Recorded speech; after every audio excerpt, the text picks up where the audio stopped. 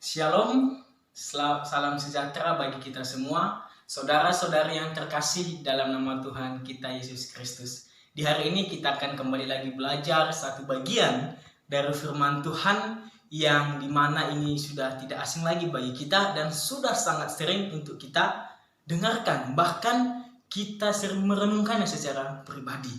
Nah, saat ini saya akan memberikan satu penjelasan mengenai perselisihan yang terjadi ataupun permasalahan yang terjadi dalam suatu persaudaraan. Satu bagian Alkitab dari Kejadian 4 yang menjelaskan mengenai Kain dan Habel.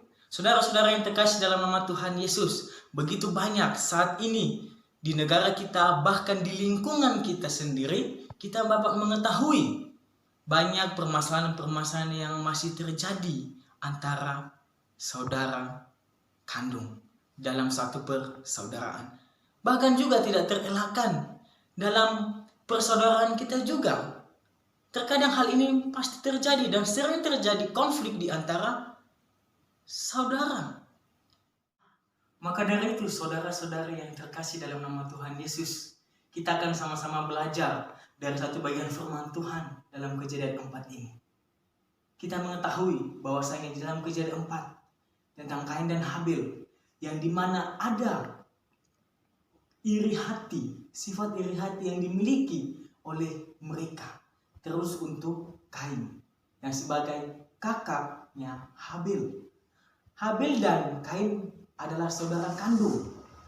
Namun di dalam persaudaraan mereka, di saat Habel dan Kain mempersembahkan korban persembahan kepada Tuhan, persembahan Habel diindahkan Tuhan, namun persembahan Kain tidak diindahkan Tuhan. Mengapa, saudara-saudara yang dikasihi dalam Tuhan Yesus Kristus?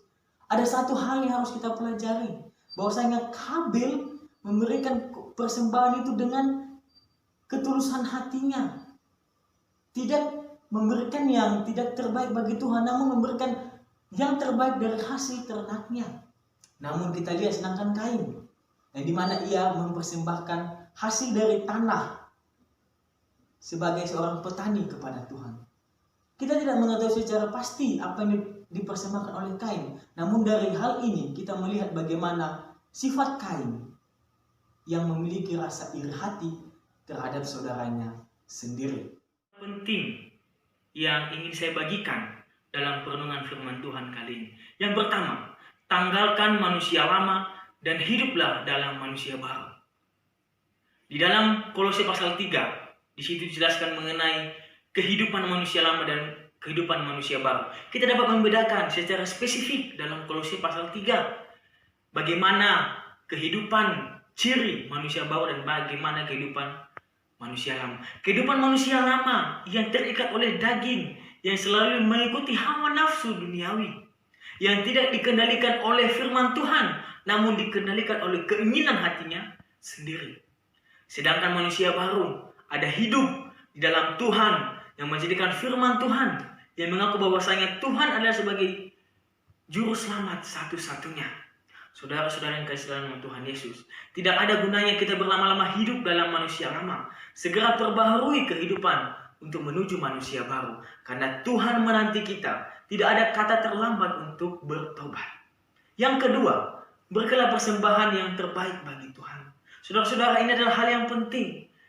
Kita seringkali mengatakan bahwasanya saya sudah memberikan persembahan kepada Tuhan. Yaitu dengan cara apa? Dengan cara memberikan persembahan sewaktu saya ke gereja, dengan cara membantu orang lain. Ya, betul, tidak salah. Tapi apakah itu adalah persembahan yang terbaik dari yang terbaik yang kau berikan kepada Tuhan? Saudara-saudara yang dikasihi dalam nama Tuhan Yesus Kristus, apa yang saudara berikan kepada Tuhan itu tidak sebanding dengan apa yang telah Tuhan berikan kepada saudara. Sehingga pada hari ini kita belajar untuk terus memiliki keinginan hati agar dapat memberikan persembahan yang terbaik bagi Tuhan. Apa itu persembahan yang terbaik bagi Tuhan? Persembahkanlah diri kita, persembahkanlah dirimu kepada Tuhan dengan segenap hati dan akal budimu, maka semuanya akan ditambahkan kepadamu. Saudara-saudara yang kasih dalam nama Tuhan Yesus, perenungan singkat di hari ini mengajarkan kita untuk tidak memiliki hawa nafsu dalam dunia, tetapi kita memiliki kehidupan baru yang selalu diperbarui dengan firman Tuhan, yang selalu ditanam benih-benih kerohanian, benih-benih firman Tuhan yang menjadikan Alkitab sebagai dasar kita untuk mengenal siapa itu Tuhan dan bisa menjadi pengubah hidup kita.